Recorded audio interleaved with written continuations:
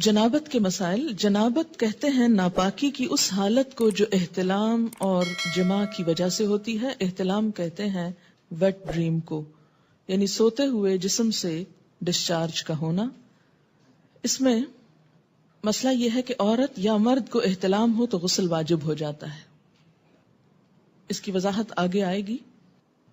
اگلا مسئلہ ہے مزی کے آنے سے غسل واجب نہیں ہوتا، بلکہ استنجا کر کے وضو کرنا ہی کافی ہے.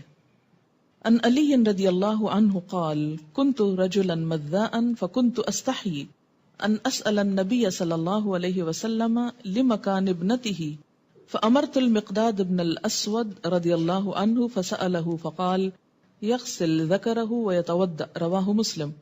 حضرت علی رضی اللہ تعالیٰ عنہ کہتے ہیں کہ مجھے مزی کی شکایت تھی. مزی ہوتا ہے عام حالات میں ویٹ ڈسچارج ہونا.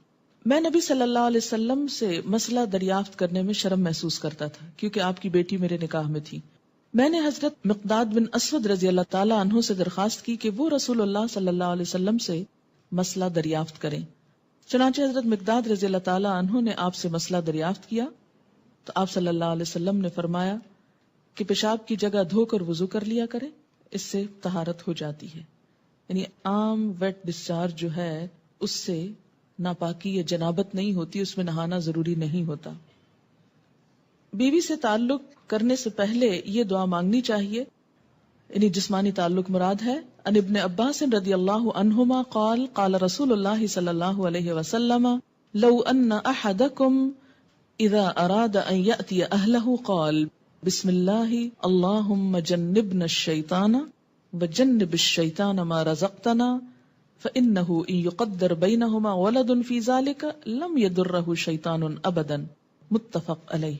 حضرت عبداللہ بن عباس رضی اللہ عنہما سے روایت ہے کہ رسول اللہ صلی اللہ علیہ وسلم نے فرمایا جب کوئی آدمی اپنی بیوی سے جسمانی تعلق، فزیکل ریلیشن، سیکشل انٹرکورس کا ارادہ کرے تو اسے یہ دعا مانگنی چاہیے: ہم اللہ کے نام سے مدد چاہتے ہیں، یا اللہ ہمیں شیطان سے محفوظ رکھ، کیونکہ شیطان ایسے مواقع پر انسان پہ زیادہ حملہ آور ہوتا ہے، اور ہماری اس اولاد کو بھی شیطان سے محفوظ رکھ جو تو ہمیں عطا فرمائے.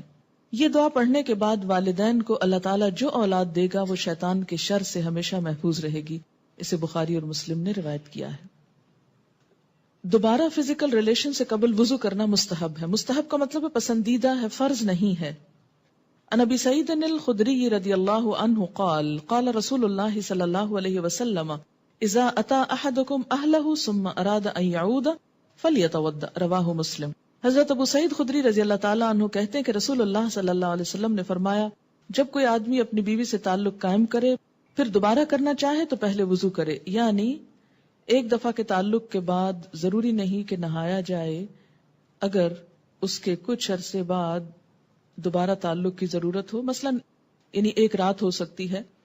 اس کا مطلب یہ ہے کہ نہانا ضروری ہے کس کے لیے؟ نماز کے لیے، عبادت کے لیے، قرآن پڑھنے کے لیے.